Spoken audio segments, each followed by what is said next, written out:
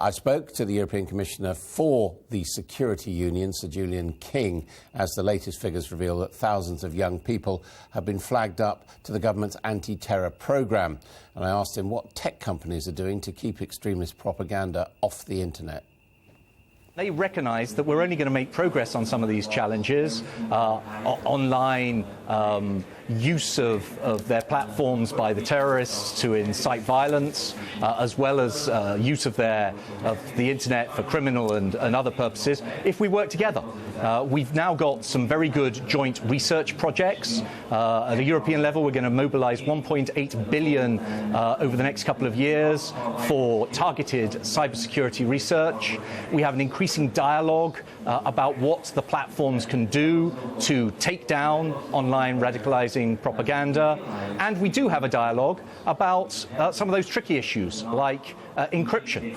From the Commission side, we've made clear that we're not seeking systemic backdoors because that would weaken the whole system, but we do want to have cooperation in the context of criminal or terrorist inquiries to get, for example, material off a seized telephone or a seized computer. What is going to happen about this sort of cooperation once Britain is no longer a member of the European Union and you obviously no longer have your job?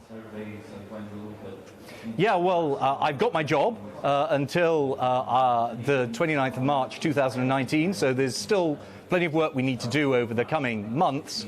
But now both the British government and the governments of the other countries in the EU have said that on these challenges, terrorism, cyber, fighting serious and organised crime, we should try and find a way ahead which is unconditional. So for me, that means that whatever else happens, and I'm not making a prediction about the rest of the Brexit process, we should try and find together a way of continuing the very close cooperation we have in tackling what, after all, are shared threats. But that is not yet guaranteed, is it? I mean, it's not even guaranteed that the UK will continue to be part of Europol. You're right that all of those subjects have got to be discussed, but when we come, if and when we come to talking about the future relationship, I think that this category of security cooperation is a bit different from some of the other issues, which I'm sure will be quite complicated and will be haggled over at length. You've also been at meetings this week about cross-border security on the island of Ireland and the implications for Brexit. You know Ireland very well. You served there as a British diplomat, as a British ambassador. What do you see as the security implications of Brexit and the continuing unresolved border question? Well, I'm not, if you don't mind, going to go into too much detail on what is obviously a sensitive subject in the Brexit negotiations, which I don't lead on.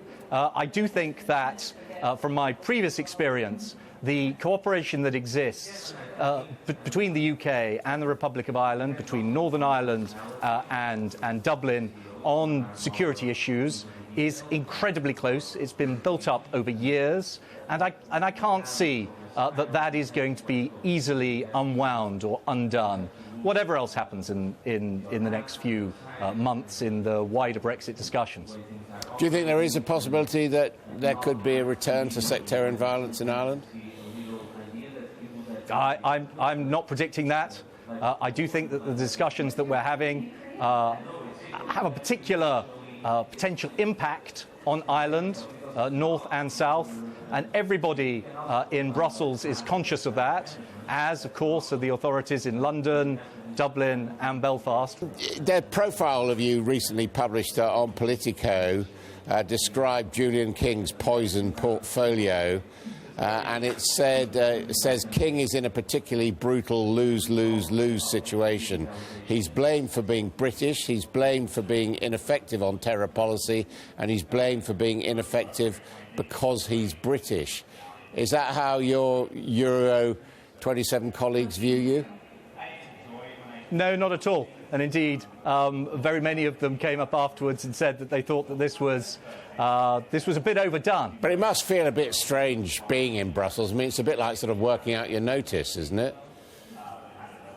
Well, it's not like that, honestly, on a day-to-day basis, because for all the wrong reasons, I've got a lot to do.